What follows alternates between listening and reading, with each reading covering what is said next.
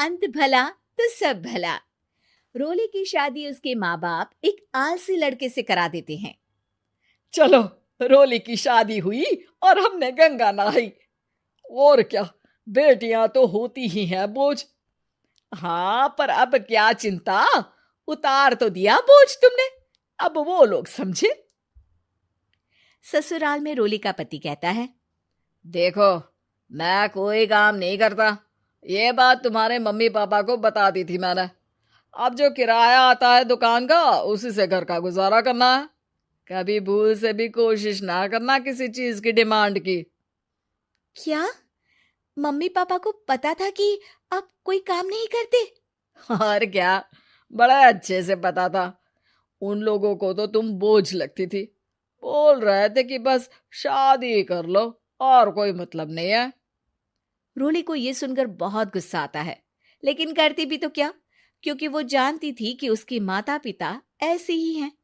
जैसे तैसे रोली दिन काट रही थी।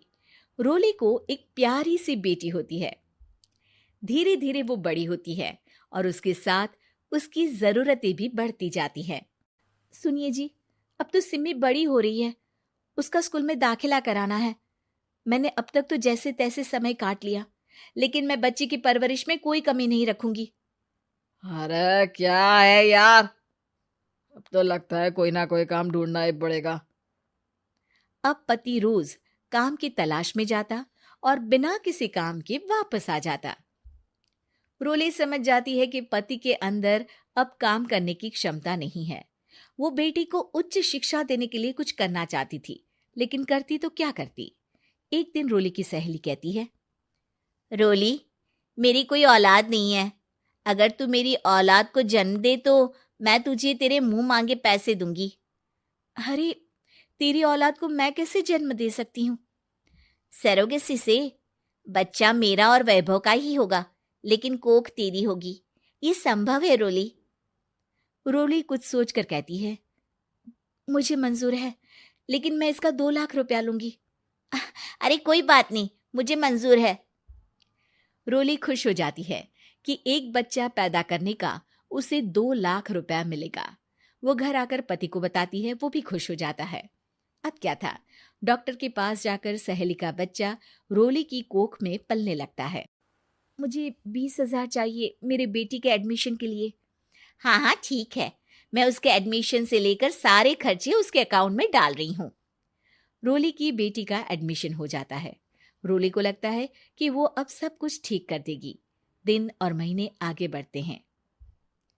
अब एक दिन, एक बात कहूँ जी, काश इस बच्चे को मैं रख पाती। मैं अब इससे काफी जुड़ गई हूँ। अरे यार, पता नहीं किसका बच्चा है, अपने पास है ना अपनी मुन्नी। हाँ, लेकिन अब मैं भी इस बच्चे से जुड़ाव फील करने लगी हूँ। लेकिन मैं ये जानती हूँ कि ये मेरा बच्चा नहीं है।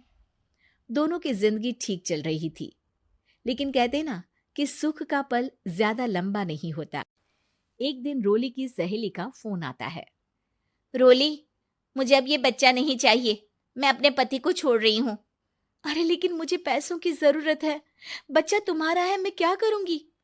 सहेली बिना कुछ बोले फोन काट देती है, फोन स्विच ऑफ कर देती है। लेकिन रोली के जीवन का तूफान यहीं नहीं रुकता। रोली, मैं इतना भार नहीं उठा सकता। आज पढ़ाई का पैसा मांग रही हो, कल को शादी, कॉलेज और पता नहीं क्या क्या। मैं तुम्हें छोड़ रहा हूँ, अपनी बच्ची उठाओ और निकलो इस घर से। अरे पर मैं कर तो रही हूं ना बच्चे के लिए काम, आप आराम से रहिए ना। क्या काम कर रही हो, देख रहा हूं मैं। ये छोटा शहर है, यहाँ लोगों को बात बनाते वक्त नहीं लगता। तो मैं क्या करूं? ज्यादा पढ़ी लिखी नहीं हूं, कैसे घर के खर्चे चलाऊं? और आप तो काम करना ही नहीं चाहते। हाँ, ना चाहता हूं और ना ही करूंगा। रोली को पति की बात पर काफी गुस्सा आ जाता है। ठीक है, अगर मेरे जीवन में संघर्ष ही लिखा है तो वही सही। इस वक्त पति होने के नाते आपको मेरा साथ देना चाहिए था, लेकिन नहीं, आपने तो इस हाल में मुझे घर से बाहर निकालने की बात कह डाली। देखो, ये सारी फालतू की बातों के लिए वक्त नहीं है मेरे पास।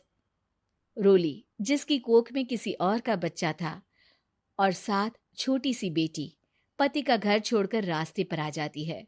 रोली के पास मायके के सिवा दूसरा कोई रास्ता नहीं होता। अरे रोली कैसी है? कितने दिनों के लिए आई है? हमेशा के लिए माँ। वो माँ को सारी बात बता देती है। ओए लड़की, इतनी हिम्मत का काम कर लिया। अरे ना ना, यहाँ कोई जगह नहीं है। तुम तो अपना बोरिया बिस्तर उठाओ और निकलो यहाँ से। रोली के पास अब मायके का रास्ता भी नहीं बचता।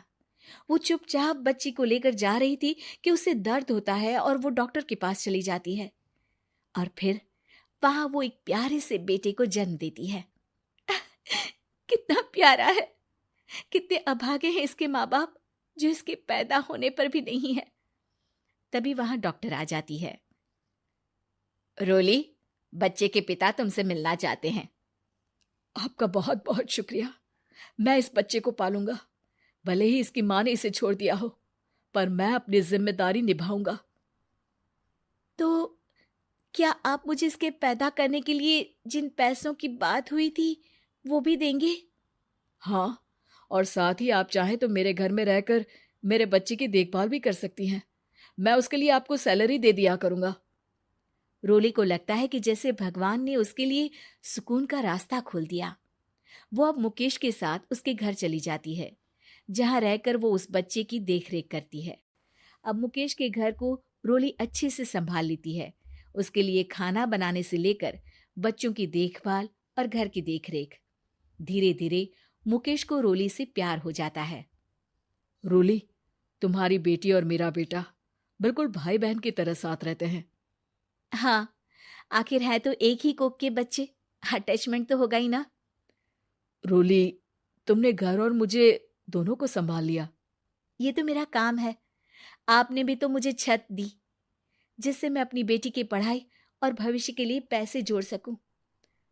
अब रोली, क्या तुम मुझसे शादी करोगी? अब मैं जानता हूं तुम्हारी भी शादी कुछ खास अच्छी नहीं रही। रोली को मुकेश की बात ठीक लगती है। वो उसे हाँ बोलने की सोच ही रही होती है कि उसके पहले पति का फोन आ जाता है। रोली, मैं बहुत परेशान हूं। मेरा एक्सीडेंट हो गया है। मैं चाहता हूं तुम वापस आ जाओ। रोली को पुराने पति की चिंता होने लगती है। वो सोचती है कि वो क्या कर रही थी। हाँ हाँ ठीक है, मैं आ रही हूँ। हाँ रोली, आ जाओ, लेकिन बच्ची को कहीं हॉस्टल में छोड़कर आना, क्योंकि मैं नहीं चाहता कि हम लोगों के बीच फिर से वो सारी बातें हो। रोली को समझ आ जाता है कि पति आज भी सुधरा नहीं है। वो पति के पास जाने से इनकार कर मुकेश को हाँ कर देती है।